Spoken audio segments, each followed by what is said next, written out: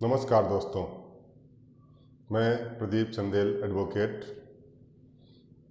अपने channel law मित्र में आप सबका स्वागत करता हूं।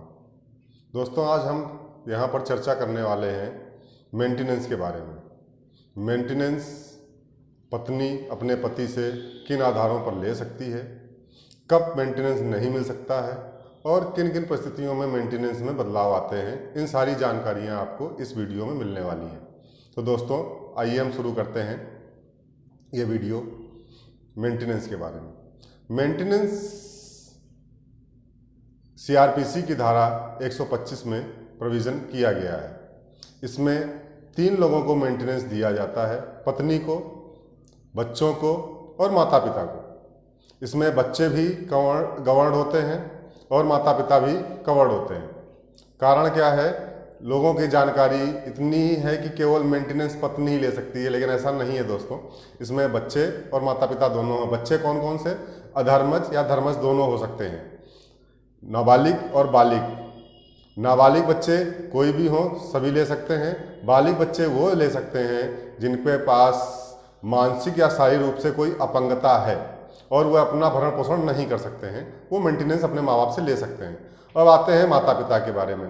माता पिता भी जो वृद्ध हैं और अपना स्वयं का भरण पोषण नहीं कर सकते हैं, वो मेंटेनेंस अपने बच्चों से ले सकते हैं। यहाँ पर हम केवल बात करेंगे अभी पत्नी के बारे में। पत्नी मेंटेनेंस में किन किन आधारों पर मांग सकती है और किन आधारों पर नहीं। आइए बात करते हैं क्या क्या कारण होते हैं जब पत्नी मेंटेनेंस नहीं ले सकती है। मुख्यतः 3 कारण होते हैं। नंबर 1, जारता। जारता होती है, इसमें हम आपको एडल्ट्री मानते हैं। एडल्ट्री क्या होती है कि जैसे मान लीजिए कोई पत्नी है और शादीशुदा होते हुए भी वो किसी अन्य पुरुष के साथ संबंध में है, तो इसको हम जारता बोलते हैं, एडल्ट्री। दूसरा है कि यदि पत्नी बिना किसी कारण से अपने पति के साथ नहीं रह रही है और अपने मायके में रह रही है या किसी अन्य स्थान पर रह रही है, इस अवस्था में भी पत्नी मेंटेनेंस नहीं ले सकती है। तीसरी अवस्था कौन सी होती है कि जब पति पत्नी के बीच कोई अनुबंध हुआ हो कि वो दोनों एक साथ नहीं रहना चाहते हैं, अलग अलग रहेंगे, उस स्थिति में भी मेंटेनेंस नहीं लिया जा सकता है। ठीक है दोस्तों, अब आप बात करते हैं कि मेंटेनेंस के लिए प्रक्रिया कौन कौन सी होती है, इसमें वाद लाने का स्थान कौन सा हो सकता है, इन सब बातों पर हम बात करते हैं। सबसे पहले बात करते हैं कि वाद कहाँ पर लाया जा सकता है। वाद सबसे पहले लाया जा सकता है कि जहां पर पति का निवास हो। दूसरी जगह कौन सी हो सकती है? जहां पर पत्नी रहती हो। तीसरी जगह हो सकती है जहां पर दोनों लोगों ने आखिरी बार एक साथ निवास किया था, उस स्थान से भी हम मुकदमे को ला सकते हैं। अब तो बात हो गई मुकदमा किस जगह से लाया जा सकता है। अब बात करते हैं प्रक्रिया की। प्रक्रिया में क्या होता है? हम कोर्ट में जाते हैं और अपना एक आवेदन करते हैं मेंटेनेंस के लिए।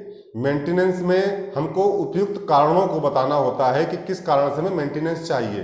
कारण कौन कौन से हो सकते हैं? जैसे कि पति पत्नी को मारता है, प्रताड़ित करता है मानसिक रूप से, शारीरिक रूप से, उसका भरण पोषण नहीं कर रहा है या उसको घर से निकाल दिया है। इस तरीके के कोई भी अन्य कारण हो सकते हैं जिनसे ये पता होना चाहिए कि पत्नी को भरण पोषण नहीं मिल पा रहा है।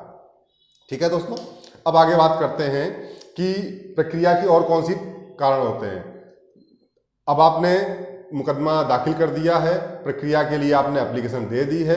अब आप एप्लीकेशन देने के बाद अब कोर्ट आपसे क्वेश्चन करती है, जो एफिडेविट के रूप में आपसे मांग करती है कि आप अपनी सारी, कितनी आपके पास एक्सपेंसेस हैं, कितना आपके पास इनकम है, इन सब की जानकारी चाहती है। अभी हाल ही में सुप्रीम कोर्ट ने अपने आर्डर में इस बात को मेंशन किया है। आर्डर है रजनीश वर्सेस नेहा करके, जिसमें उसने कहा है कि वादी और प्रतिवादी दोनों से हमको एफिडेविट चाहिए होंगे, जिसमें वो अपने सारी डिटेल देंगे।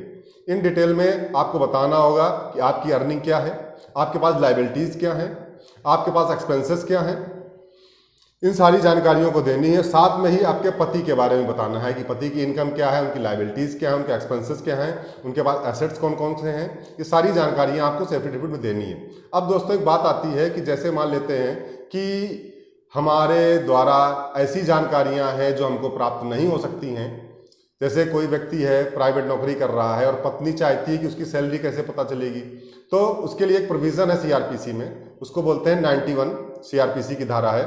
इसमें आप कोर्ट में एक एप्लीकेशन प्रेषित कर सकते हैं कि आप को ये जानकारी है कि वो फलानी जगह पर नौकरी करते हैं, लेकिन उनकी सैलरी क्या है, किस तरीके का काम करते हैं, ये जानकारी नहीं है।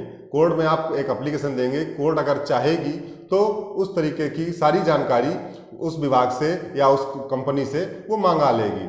ठीक है दोस्तों, तो आपकी एक ये भी समस्या सॉल्व हो गई कि हम कैसे इस समस्या को सॉल्व करें कि हमारे पति क्या करते हैं, कितनी अर्निंग है, मेरे पास वो लिखा पढ़ी में कोई नहीं है, आप इसकी भी जानकारी कर सकते हैं। अब आते हैं दोस्तों, आपने प्रार्थना पत्र दे दिया, आपने शपथ पत्र दे दिया, आपने एक 91 की एप्लीकेशन भी दे दी। अब सामने वाली पार्टी हाजिर हो जाती है। सामने वाली पार्टी हाजिर होते ही आपको एक फिर जो है इंट्रीम मेंटेनेंस के लिए एक आवेदन देना पड़ता है, जिसको हिंदू मैरिज एक्ट में 24 की एप्लीकेशन बोलते हैं। ठीक दोस्तों, अब 24 की एप्लीकेशन में इंट्रीम मेंटेनेंस होता है। इंट्रीम मेंटेनेंस में आपको मुकदमे के चलने तक के लिए गुजारा भत्ता दिया जाता है मासिक रूप में। अब आपने मेंटेनेंस लिया, इंट्रीम मेंटेनेंस मिल गया, अब आपके ऊपर आ जाता है फाइनल मेंटेनेंस के लिए आर्डर करने के लिए। कोर्ट ने सारी अपनी प्रक्रिया पूरी करी, पूरी प्रक्रिया करने के बाद आपके फाइनल मेंटेनेंस का आर्डर किया। फाइनल मेंटेनेंस आर्डर हो जाने के बाद अब आपको सीआरपीसी की धारा 125(3) में आपको जाना होगा वसूली के लिए। जो आपका आर्डर हुआ है उसकी आप वसूली प्राप्त करेंगे, इसके वसूली का आवेदन करेंगे। आप कोर्ट आदेश करेगी, अगर पति ने बिना किसी उचित कारण से भुगतान करने में समय लिया है या भुगतान नहीं कर रहा है, उस स्थिति में कोर्ट उसको वसूल करेगी एज ए जुर्माने के रूप में। और कोर्ट प्रतिवादी अर्थात पति को अगर भुगतान नहीं करता है तो उसको जुडिशरी कस्टडी में लेकर के जेल भी भेज सकती है। ठीक है दोस्तों, अब तो ये प्रोविजन हो गया कि वसूली कैसी होगी। इसी में एक चीज और आती है कि यदि पति पत्नी में कोई परिस्थितियों में बदलाव होता है तो मेंटेनेंस में बदलाव किया जा सकता है। उसके लिए सीआरपीसी की धारा 127 में प्रोविजन दिया गया है।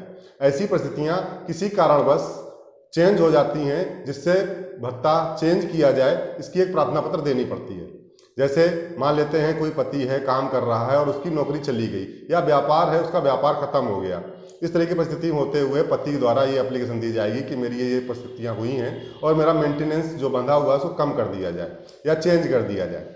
ठीक है, दूसरी कंडीशन हो सकती है यदि पत्नी मेंटेनेंस के आदेश हो जाने के बाद किसी एडल्ट्री में आ जाती है या दूसरी मैरिज कर लेती है, परिस्थितियां चेंज हो जाती हैं, तो भी पति या एप्लीकेशन दे सकता है कि इस स्त्री ने ये काम किए हुए हैं जिस कारण से इनका मेंटेनेंस रद्द कर दिया जाए, और कोर्ट इस पर उस मेंटेनेंस को रद्द भी कर सकती है। तो ये दोस्तों सारी जानकारी थी मेंटेनेंस के बारे में। अगर आपको इसके बारे में और भी कोई जानकारी चाहिए हो तो कमेंट्स बॉक्स में आप पूछ सकते हैं। और दोस्तों, आपको वीडियो कैसा लगा इसकी जरूर जानकारी दीजिएगा। धन्यवाद दोस्तों।